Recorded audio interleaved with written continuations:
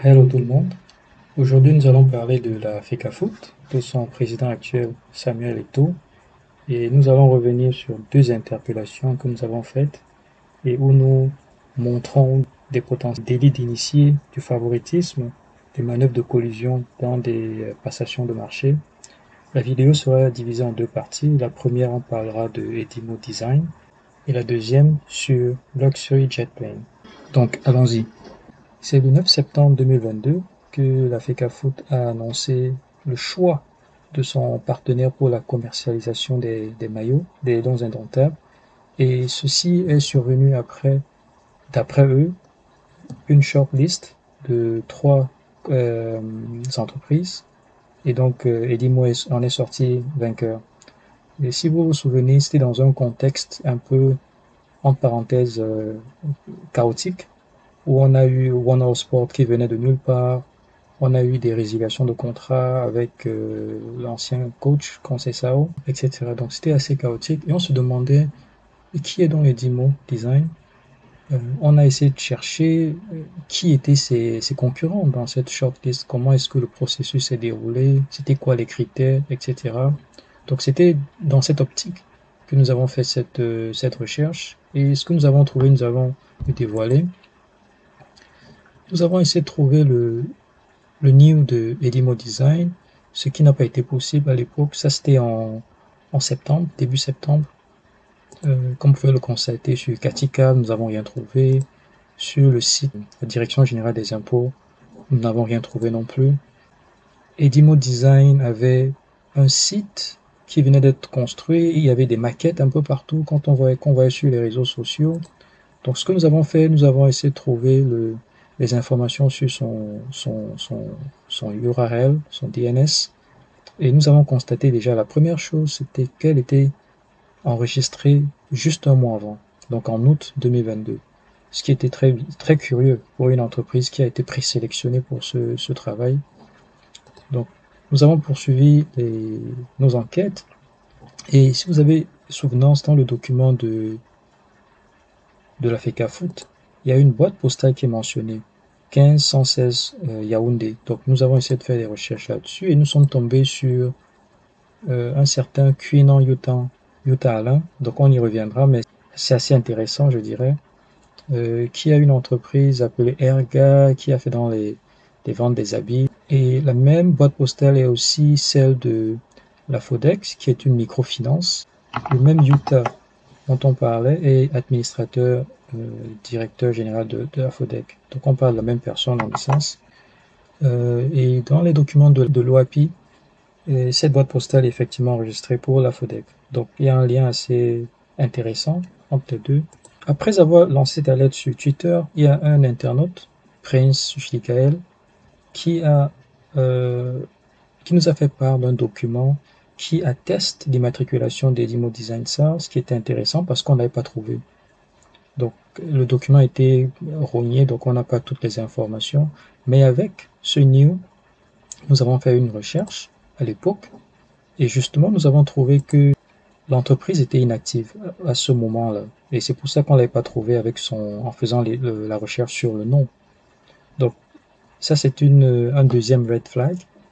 Une entreprise dont le site vient d'être enregistré, le new vient d'être enregistré. Comment est-ce qu'ils ont réussi à être présélectionnés par la FECAFOOT et à gagner ce marché, on va dire.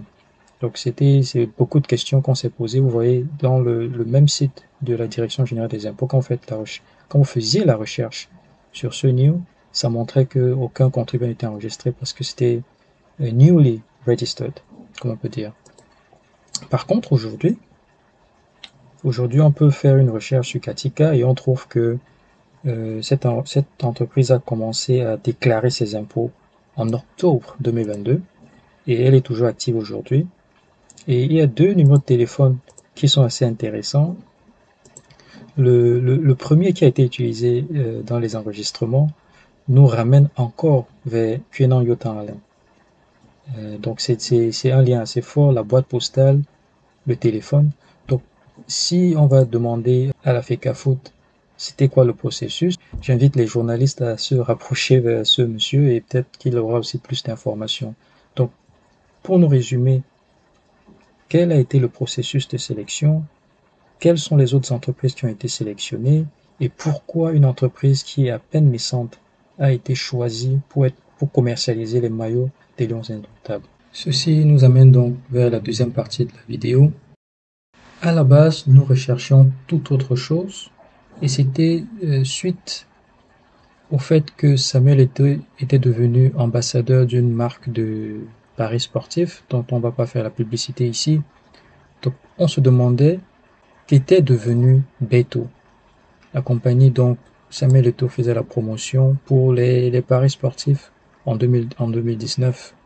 Donc c'était ça la question à laquelle on voulait avoir une réponse. Et en faisant des recherches, nous n'avons pas trouvé cette compagnie au fisc camerounais, mais par contre, nous sommes tombés sur la compagnie de téléphonie 7 Mobile, et c'est cette adresse postale qui a retenu notre attention, 3350. Et nous avons poursuivi nos recherches et la confirmation évidemment au fisc camerounais, 3350 à Douala. Nous avons trouvé que la fondation privée de Samuel était aussi enregistrée à cette adresse, au boulevard de la Liberté, 3350. Par contre, nous avons trouvé qu'il y avait une autre compagnie qui était aussi au boulevard de la Liberté et enregistrée sous la même boîte postale. C'est Luxury Plane Private Jet de Jega Calvin. Et là, on s'est dit, tiens, faut qu'on y voit un peu plus clair. Donc, vous voyez, c'est inscrit au fisc français. Elle est active depuis le 1er avril 2021 au fisc français. Et on s'est dit, tiens, n'est-ce pas la compagnie qui a transporté les Lions pour le match de l'Algérie? Donc, en regardant les vidéos de la CRTV, effectivement, c'est marqué l'emblème de la FECAFOOT et de Luxury Plane, cette même compagnie. Donc ça, c'était en mars 2022. Et là, on se pose des questions. Comment se fait-il que le président de la FECAFOOT et la compagnie qui a fourni les services à la FECAFOOT partagent la même adresse? Donc, sauf si c'est une faveur que le président de la FECAFOOT a faite, sauf si c'est ce cas, là, on a un sérieux problème. Donc, ce serait la main gauche qui donne à la main droite, en fait. Et ce serait un sérieux conflit d'intérêts, d'éthique, problème d'éthique, délit d'initié s'il y a eu un marché, du favoritisme, clairement, et probablement des manœuvres de collusion et de corruption. Des documents qui montrent, qui certifient que le propriétaire c'est Jega Calvin et que ça a été enregistré en avril-mai 2021 en France. Et à l'époque, nous avons fait une recherche sur Katika et nous avons trouvé 2 entrées de Luxury Plane, je ne sais pas pourquoi. Donc une qui est active depuis janvier 2022, c'est-à-dire 2 mois avant le match de l'Algérie. Et une autre qui est active depuis février de cette année. Et aujourd'hui, les 2 sont toujours actives au fisc. Donc c'est assez curieux. Mais sinon, pour nous résumer, ça c'est une alerte que nous avons lancée il y a plusieurs mois. Ça mérite que des journalistes se penchent dessus, y voient clair. Ça mérite que la FECAFOOT donne des réponses assez claires à cette interpellation, parce que sinon, ça montrerait qu'il y a un sérieux problème d'éthique avec des faits, des probables conflits d'intérêts, de collusion, et etc. Merci d'avoir pris du temps pour regarder cette vidéo, merci de la partager.